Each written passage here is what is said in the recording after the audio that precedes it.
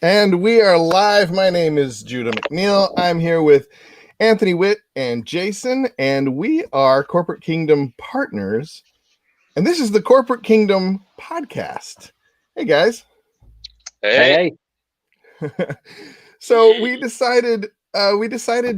been meeting for a while and working on various business endeavors together through Corporate Kingdom partners. And there's just so much good rapport between us and ideas that we thought we would just get on shortly, once a week or once a month, something like that. I don't know if we've decided, but to kind of share on Facebook, on YouTube, some of our ideas. Would you say that kind of wraps it up? Yeah. Yeah. We are sages, gurus, ninjas, and we have an abundant amount of wisdom that we need to share with the masses. We just can't keep this to ourselves. So that's what we're doing gold. Here. Yes. So you're welcome. World. Yeah. Oh, well, we were just talking the other day, Jason, when we were preparing for this, we're saying like, we love being hacks. At least me and you do. Oh, yeah. I don't know. Tony, you're a little bit more professional. That's why we brought you on, for some legitimacy. I'll sit in the corner and act like the doctor, you know. I'll act like the sage. You guys can. Okay, that sounds good. Well, one of the things I want to do is just sort of introduce us. So the thing that I really thought is important about what we have to share, and it's kind of unique, at least in my experience, is that we have tech, business, and faith sort of covered and intersecting and overlapping in what we do. And we have three guys here that are able to help each other and help others with those various sectors.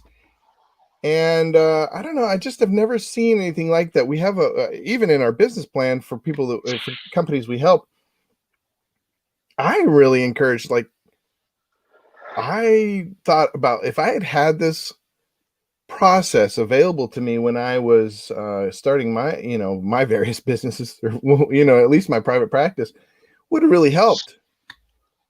Having tech, covered, or help with that, having help with the business end of things, and then discipleship, the spiritual side of things too.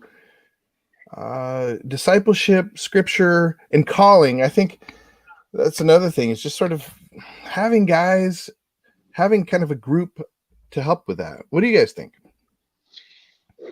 Yeah, so a couple of years, or maybe 8 years ago now, I started a journey of starting a church, planting a church. And the way we did it was pretty different. We focused a lot on discipleship for our church plan. Now, it was very grassroots, right? And so there was very little money involved. So I worked, and I wanted to start a tent making business.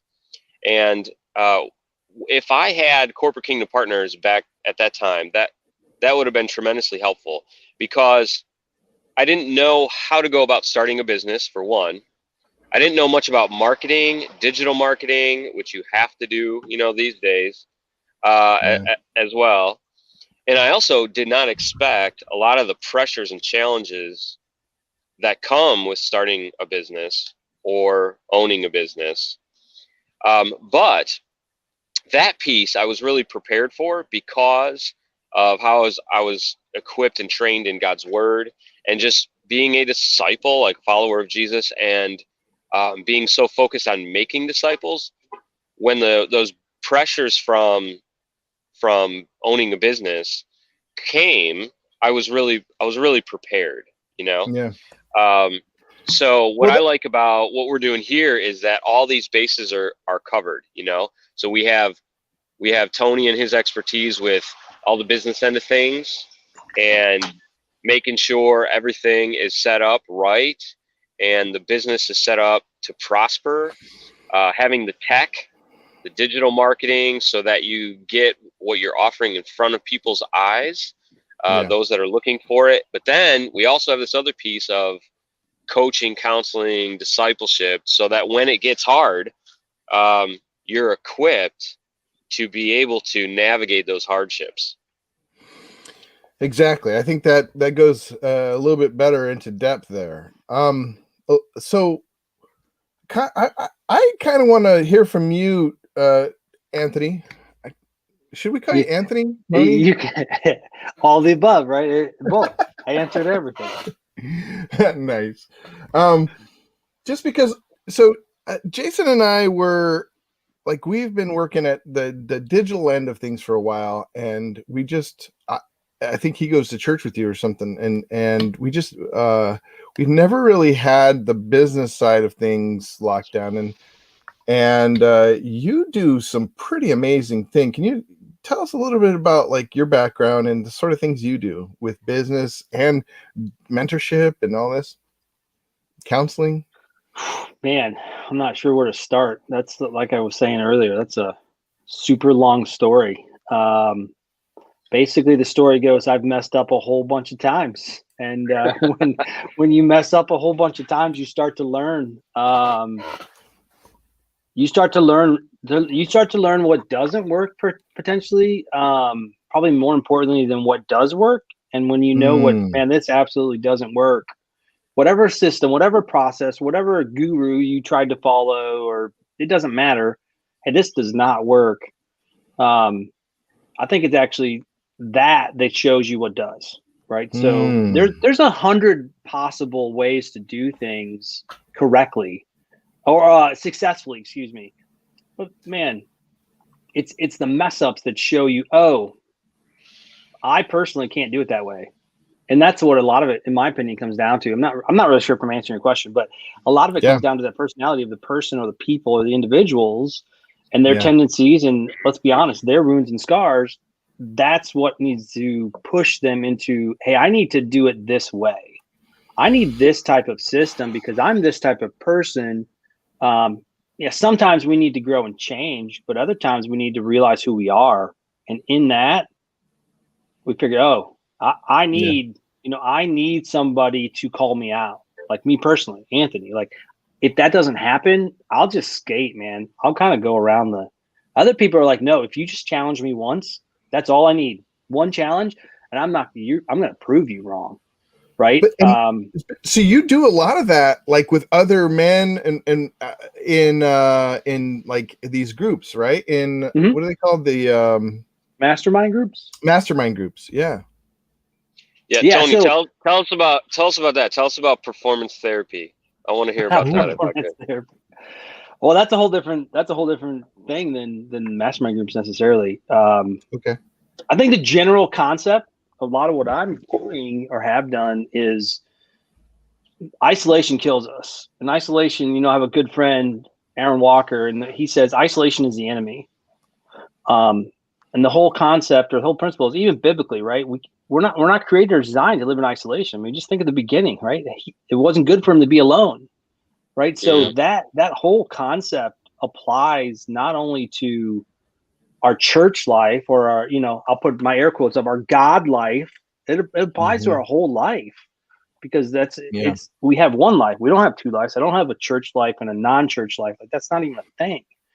And so it's the reduction of isolation and this concept of living in community, right? So you can see my mistakes or my potential mistakes. You say, hey, dude, there's a cliff right there. You're looking over, you might fall over that cliff.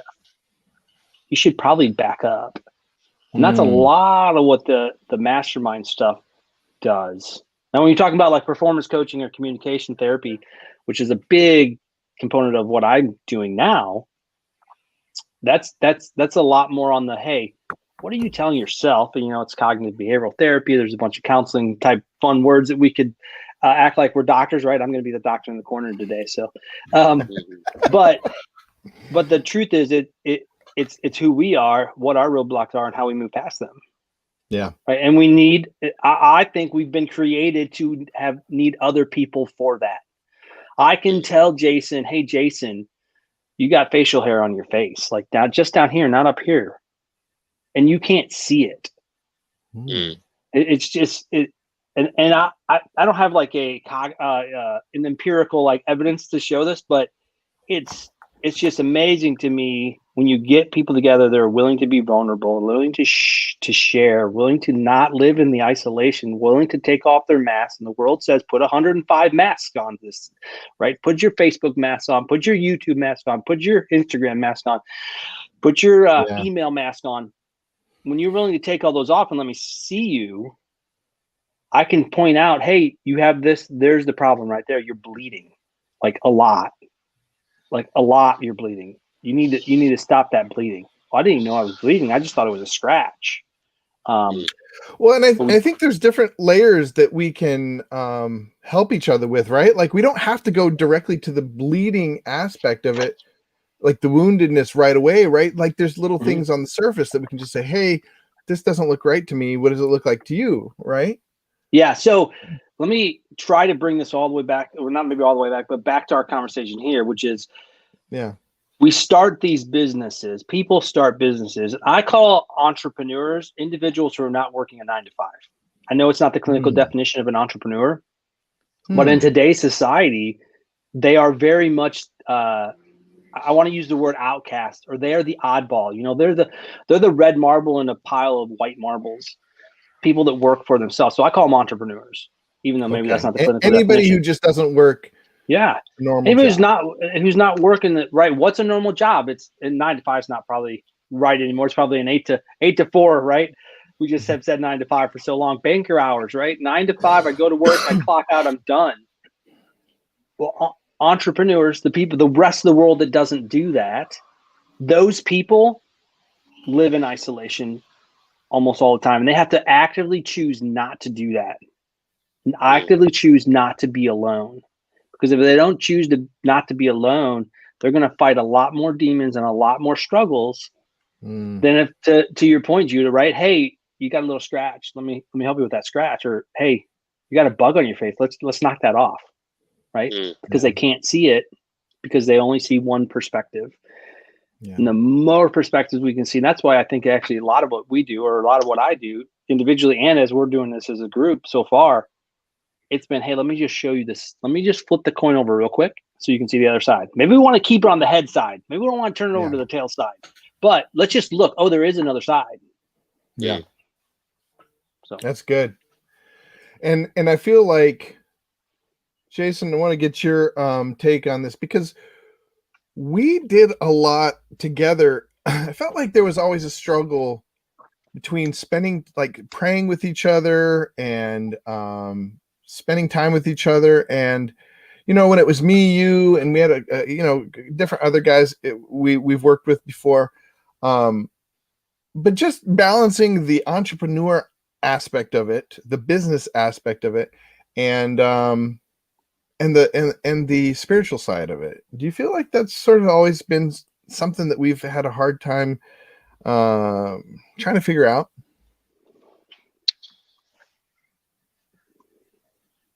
No. No.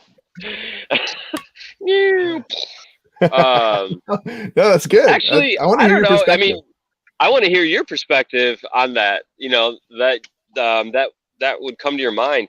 Not really. I feel like in our business ventures, we've talked about what it means to surrender our business to Christ. And many times we have meetings and plan things and then, take steps forward with the business, and we pray and give it to the Lord like regularly. I can remember I guess I'm many, talking more many about times like doing that. Time management type stuff, though. I always feel like we don't have enough time.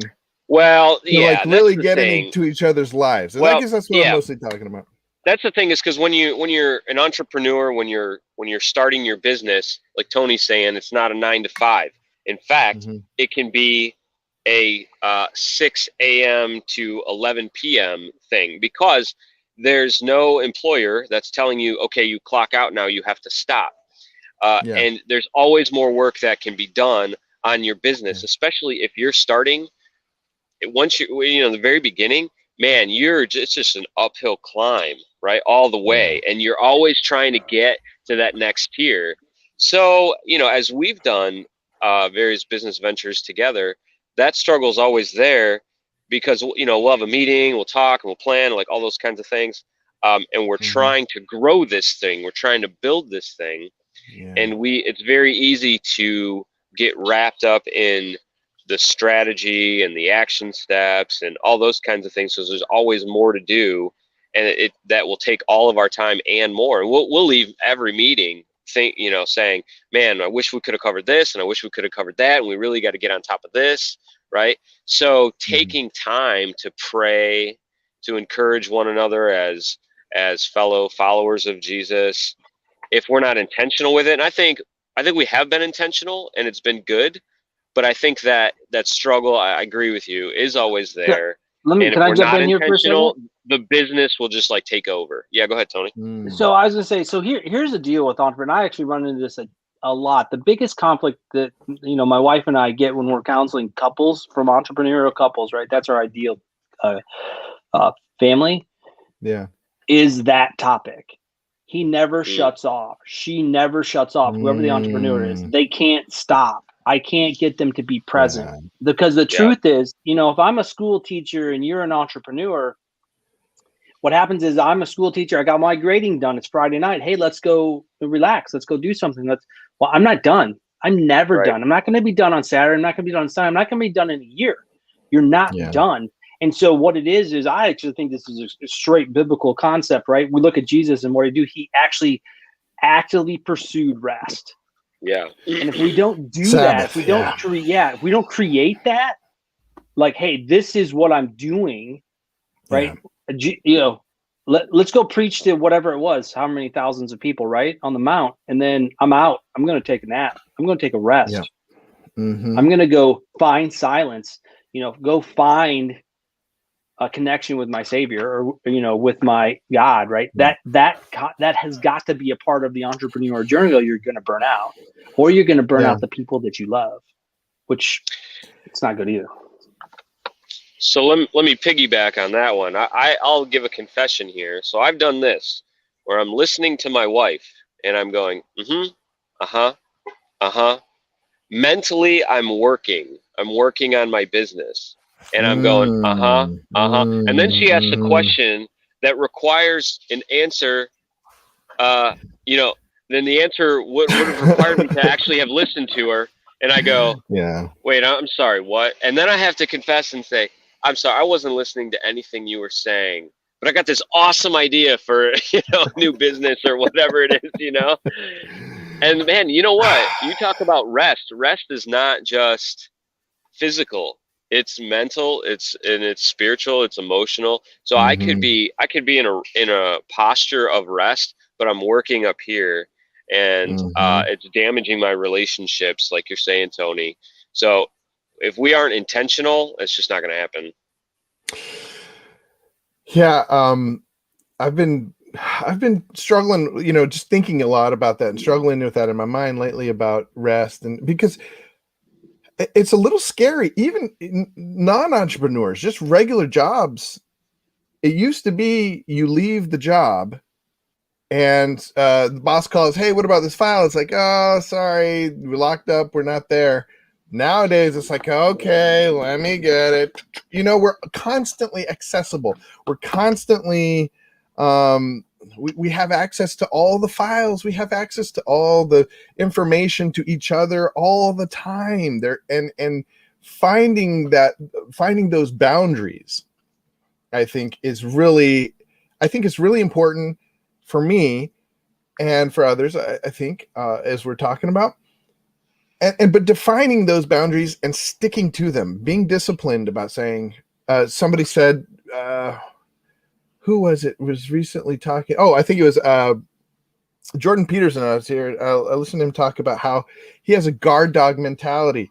When he goes to his office, somebody comes in, he's like, he's like, get out, this is my time, guarding the boundaries of your of our Sabbath. And I think for me, mostly it's like, I need a guard dog myself. And he'd be like, come on, Judah, snap out of it. You can't, this is, you're going over a boundary right now. This is not what you're supposed to be doing right now. You're supposed to be resting, that kind of thing. Or you're supposed to be like, to your point, Jason, you're supposed to be with your family right now, Judah. I think that's more my difficulty. I don't have any hard time getting alone time as much as spending quality time with the family. Yeah. So we're pushed into this, we all know this FOMO, right? That concept. And hey, you haven't posted in so much time. So what's happening? You're not active. You're not pursuing this thing that really means nothing. Right. Yeah. And here's the dirty little secret. You can get people to communicate with you however you want them to communicate with you if you stick to your guns. If I tell you, it is insane. Because when I've gotten business owners to do this. When I say you're allowed to check your email from 7 a.m. to 7:30 a.m., that's it. That's the only time you check your email. You don't check it another time of the day during the workday. You don't get a look at it. Like, just use your email for an example. Guess what? If I know that about Jason and that's when he checks his email, I'm going to send him an email and make sure it's in his inbox before 7 o'clock in the morning, because I know he's going to respond to me between 7 and 7:30. If he checks it every 3 days, I know, you know what? An email is not going to work for this. Yeah. I got to make a phone call. And if I know that he leaves his phone in the truck at the end of the workday, I'm going to know that I've got to get to him before 5 p.m. or whatever time. Like, it is insane. We think that there's a feel I'm going to lose the business. I'm going to lose the person. Well, likely if you lose them, you didn't want them to begin with. And I know that sounds very cliche, but it's the truth, because what they're doing is they're running your life. You're not running your life. So you got to decide, you want all the people around you to run your life, or do you want to run your life? And make the decisions for, now in this case, for your family, so you can go back to, you're saying, Judah, to find that rest, to apply the rest periods. People will respond to you if they know how. If they know you're accessible at midnight, they'll call you at midnight. Yep. It'll happen. That's why I can't get a hold of you, Tony. Yeah, both of you guys are like, well, no joke. You don't have any standards. We just don't have to call you. No, but I think it's something that you gotta. It's a discipline, and you gotta train. And it sounds weird to say train other people, but not train them as in, but train them as in, like, let them know, right? It's just let other people know and consistently come back to those boundaries and limitations. And I think the first place I ever heard it was Tim Ferriss talked about in the 4-Hour Work Week. He talked about, you have to let your boss know. You have to let the people in your life know. And once you do, like you're saying, Tony, like they just need to know when, as long as they know when. Now, the problem is with me, I'm so disorganized. It's like, oh, I can't be reached right now. What? Yesterday you were able to be reached during this time. You got to keep it. I have to keep, and I think we should help me come back to I statements too, guys. So we're not just you. I need to come back to this consistency, so that people, that's how people will be able to know and prepare and know when I'm available. Yeah. Well, so where I was going with that, and you're right. So okay. If organization and consistency is your issue, which is mine a lot of times too, Judah, if I'm honest with you, what I'm laying out is saying there's these underlying, I'll use the word psychological forces that say, I've got to go do this thing. And I'm telling you that those forces are false, right? That fear that is associated with the fact that I got to reach out to that client, or I got to call that person back right away, or whatever that is. What I'm saying is that that's false. And so I'm saying we can lean into the freedom that is, it's not true. Right. Like, I haven't been we're on Facebook right now and YouTube. I haven't been on Facebook for at least 4 months. Guess what? I've lost a single client. Yeah. Like, I literally, like, if you guys have tried to ping me on Facebook, I haven't seen it. Like, I don't know what it is. Now, Every day I try to show you memes. Yeah, every day he's trying to show me stuff. Right? My point there is simply it's what we've told ourselves and what we've let the world tell us that, hey, no, you got to be there. And if we can accept and start to realize the fact that no, I don't have to be there. I don't have to be on in that way. Then we can lean into, so then we don't have the fear factor or the potential shame factor, even if you want the truth, right? There's a shame component there. You get shamed in the fact that you're not on this thing, doing this thing. We can remove that. Now the inconsistency in the scheduling is really totally on us. And now we can just work on a system. But we got to deal with that problem of, so. Yeah, absolutely. Go ahead, Jace. So a couple thoughts on rest, on how to rest well. And I mean, this is important for anybody's business as well. The first one is to work from your rest, not rest from your work. There's a big difference there. Say more about that. Okay, so when you rest from your work, right there. I told you, we're going to get to the ninja stuff later too. It's going to be exciting. So when you rest from your work, you rest when all the work is done, and it's kind of optional because, I got to do this and I got to get that done. Just like you're talking about, Tony, that perspective is always there, that thought. But when you work from your rest becomes critical because you recognize that your productivity is dependent upon resting well. Not only physical rest, but also spiritual rest, right? So where you are taking intentional time to connect with the Lord and be fueled up by your relationship with him. And then everything that you do is fruit that comes from that relationship, right? So you think of Israel, they were commanded, this is not optional. They're commanded to rest. They're to prepare for their Sabbath. And then on the Sabbath, they are commanded. They have to rest from their work. And when you do that, you are in a position to where you have to trust that God is going to take care of, your needs. Like, okay, fine. I'm going to take one whole day. I'm going to rest. I'm not going to work. I'm going to spend that time with God. And then from my rest, I'm going to go ahead and do my work. Well, that means I have less time that I'm working. So I'm really trusting that God is going to bring about, the fruit, the productivity that I need, for my living or whatever. And you think of Jesus himself, he said, he gave an analogy of a vine and branches. And he said, I'm a vine and you're the branches. He says, you can't do anything in and of yourself. You need to be connected to me, the vine, in order to bear fruit, right? So when we take that time to rest and connect, then it fuels us up and it enables us to be, more productive, and actually productive not only in our businesses, but just in life in general, and productive as far as having an impact on, eternity, like building God's kingdom along with our business endeavors. So that's an important principle. The other one I would say is when it comes to like how to rest well is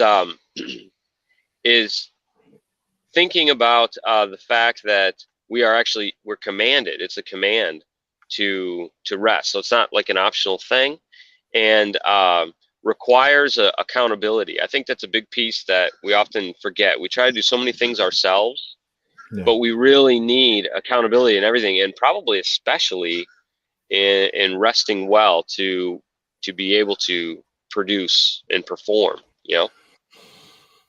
Yeah, it's interesting, actually, Jason. So one of the, I'm trying to think of how to describe it. One of the things that I've always, that's probably too strong a word. One of the things I've struggled with when it comes to Christianity and work, or the world, or however you want to word that other side, is, man, this side over here moves really fast and gets a lot of stuff done. This side over here is just like, you just need to slow down. You just need to relax.